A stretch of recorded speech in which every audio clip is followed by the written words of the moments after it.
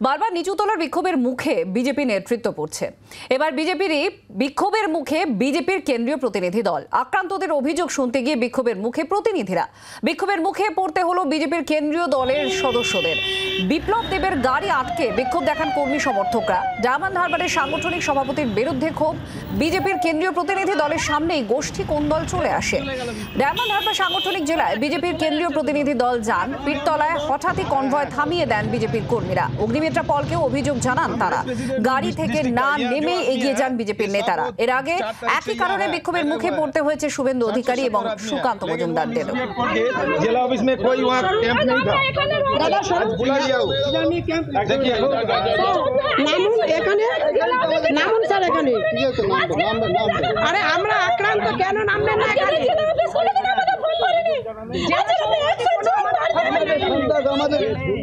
আসুন, আপনি আসুন। হ্যাঁ, এখানেই তো সন্তান দাদা করেনি স্যার আপনি আসুন। চা পিয়ে এখানে আক্রান্ত জেলা সভাপতি আমাদের কোনো খোঁজ নেয়নি, মন্ডল কোনো খোঁজ নেয়নি। আসুন স্যার, আপনি আসুন স্যার, আপনি আসুন।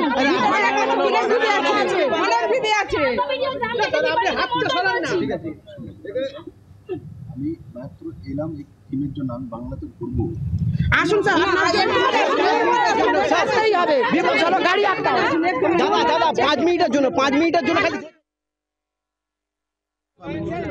2 মিনিটের জন্য জেলা সভাপতি আমাদেরকে কোনো খোঁজই নেয়নি। এই তো আমার মহিলা মোর্চার ভাইস প্রেসিডেন্ট বুথে বসেছিল এজেন্ট হিসাবে।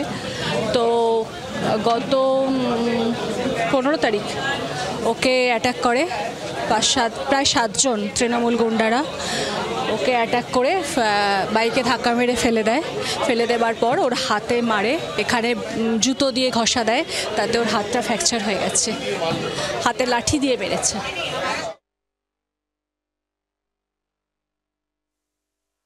हर जगह एक ही कहानी है, बीजेपी के लिए काम किया तो पिटोगे, गांव में घुस नहीं सकते। आओगे तो तुम्हारी पत्नी तुम्हारे माँ बाप के साथ भी हिंसा की जाएगी।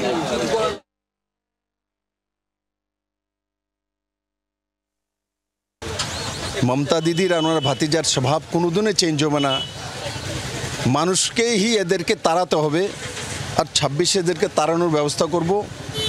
এই যে সাধারণ মহিলাদের সঙ্গে, আর যে কোনো সমাজ, শুধু ভারতবর্ষ নয়, যে কোনো সমাজে যখন মহিলাদের উপর অত্যাচার হয়, মহিলাদের উপর রেপ হয়, সেই সমাজ, সেই সরকার, সেই ব্যবস্থা, সেই নেতৃত্ব টিকে না। এটা বিপ্লব দেব বলে না, ইতিহাস সাক্ষী।